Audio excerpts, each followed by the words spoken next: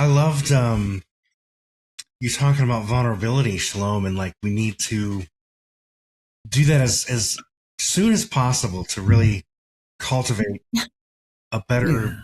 emotional and sexual experience in the future. Yeah. I think we're seeing so many midlife couples who didn't, and now they're just paying the price. Is it? I see people like that, but I have to wonder too. Do some people are they changing too over time, and then they're afraid to reveal vulnerabilities? Yeah. It's interesting. Dr. Busby and I are working on a successful sexual startup book. And really, what you just said, Rex, people start these patterns and right at the beginning, right? Where maybe I just pushed for sex too much and I didn't focus on the emotions. And then that pattern just makes the other person withdraw, feel less safe, and then they feel less safe, right? So it's just this terrible downward spiral. And we just grow apart. Man. When is that coming out? I was going to say, get going on that book. I've got three married daughters that I'll have that I need to get this to. Okay. I was going to ask, you mentioned that women need oxytocin for emotional connection, correct? Yeah, for sexual connection too. Okay. And men need it too, but it sounded like women need it before sex and men get it after sex. Exactly. So what men need to understand is you're investing in this emotional connection is really what primes her for sexual connection, right? And he's already primed for sexual connection. And so it's just really understanding the dynamics of men and women, and then understanding that both are super important. We shouldn't shame men because they drive for sex or shame women because they want that emotional connection. Yeah. They're both actually contributing to an even healthier relationship. And I liked how you mentioned this, and I think this just slips through the cracks so much that men really are shamed for having or expressing or showing emotion. Yeah. Especially in your teen years, like, oh, you'll get made fun of and picked on and everything. Right. And so, you know what happens, and this could be a whole other podcast, but in conversations of conflict, when a couple's talking about something really sensitive, men actually have a physical response, right? Their muscles tighten, they sweat a little more, their heart rate goes up because they're not prepared like women are to have those really intense emotional conversations. So we just have to help our husbands, our partners really feel comfortable and safe and like settle down, be mindful, and let's continue to talk about these hard things that we need to feel close. Yeah, I remember learning to do that early on. Still not the best at it, but if my wife and I are having a discussion, just trying to figure out, okay, what am I feeling? What am I worried, scared, or happy, or whatever it is, and trying to identify it and then manifest it in words. Sometimes it's not the easiest thing for guys to do, but that just indicates you have a really high emotional IQ that you could go through that. A lot of men, it's like it just muddles in their brain and they don't even know how to move forward. I can relate to that. It's I'm learning all the time how to get better at it. Just being aware was a huge thing for me years ago. There were so many good points you brought up. I'm going to jump in with that one. I'm curious from your perspective. Do you think we're doing better, through education, through classes like yours? Do you feel like, this next generation will be more vulnerable, more open to emotion and emotional intimacy? Do you have any kind of a sense? I mean, or is it just more wishful, hopeful thinking that we're doing better and that they'll be? You are absolutely right. We are doing better. I think we've realized that this is an issue, and like I've tried to parent differently my boys, And what the research shows is that we usually would see this shift in boys right around age 10, where they would shut down emotionally, right? They were less engaged with other people, but even with themselves. And I noticed my youngest, who's now 20, he didn't have that change. He would still like hug his best buddy. And in fact, when his buddy was leaving, it was right around 10 years old. He said, "Love you, Aaron." And Aaron responded too, like, "Love you, man." And so I think this next generation has understood that this is an important part of how our boys are developing. And it's only going to bless marriages in the future and them, right? As individuals, they're better people. Yeah, how wonderful. That's good news, isn't it? Oh. It's good news. Great. I've definitely tried focusing on that with my boys. If they get upset or something, I'm like, it's okay to think about why you're upset, go through it. Yeah. And I think you'll have different boys entirely. Yeah. Yeah. Because I just, like, in my marriage, that was a big red flag for myself. Was like, I remember my wife just saying, "What's wrong?" And I'm like, "I don't even know." I don't know.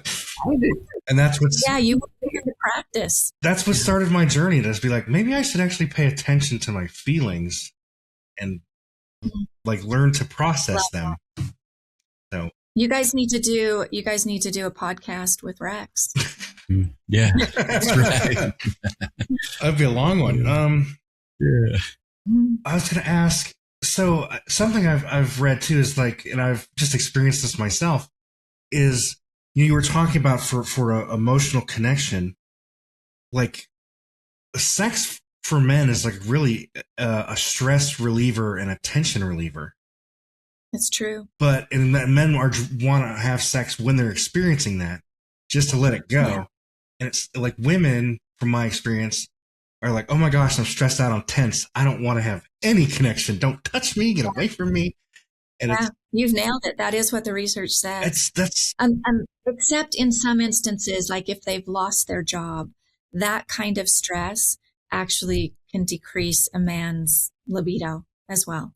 Yeah, I've seen that happen, to where a guy will lose like his business and then just crash out. And then, yeah, exactly.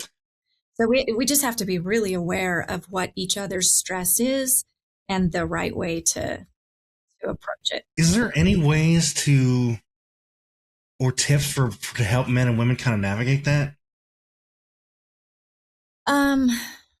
Yeah, I'm sure there's lots of ways. I mean, one of the nicest things my husband can do when he knows I've had a stressful day is to just say, "Go take an hour," right? Go take a hot bath, or, just be by yourself, so that I can take over all these other stresses. And so that's a really nice thing. And for women, just kind of understanding her husband may need a little more attention when he's feeling heightened stress. Yeah, it just seems, I love what you're saying. I totally agree. It just seems like such a divide sometimes between my wife and I. I'm like, "I'm stressed out." She's like, "Wow, I wouldn't want anything to touch me." I'm like, "Well, I am not. I need something now." So I need a big, tight hug, first of all. That's what you need.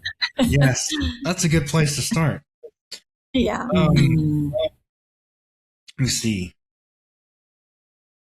Women want... Oh, you mentioned this, and I thought it was interesting. That when women get to their kind of breaking point, they've just, after years of feeling unseen. Yeah. Like, how can men start to recognize that and really help their wives to feel like they're seen? Yeah, I mean, I'm afraid that this is a problem that goes kind of under the radar because a lot of women are just givers, right? They feel like their worth is in giving to the relationship. And when they don't get back enough to kind of fill their bucket, it depletes them, right? And then they get to a point where it's like, this isn't a good relationship, right? I haven't been seen and felt and understood.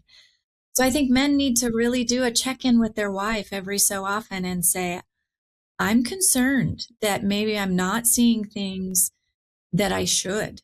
And I genuinely want to know, how can I see you? The best thing I heard before I got married was women grieve before the divorce and men grieve after the divorce.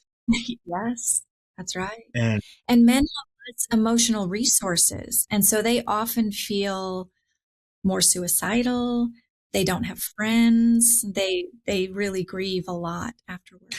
I would say that's a hard thing for men too, like is finding friends you can go to confide in when you're having issues. And I think women have that built in from a young age. And like Dave said and asked us earlier, are we doing better? And I think we are, and I really hope we are too, because men do need to have friends and people they can confide in when they have issues. Yeah, that's right. I don't know why what you're saying reminded me of this, but my husband and I think it was just last week, we're having a disagreement about something, and it was a little tense, right? I felt heightened emotion, and I know he did. And he paused and just said, you know what?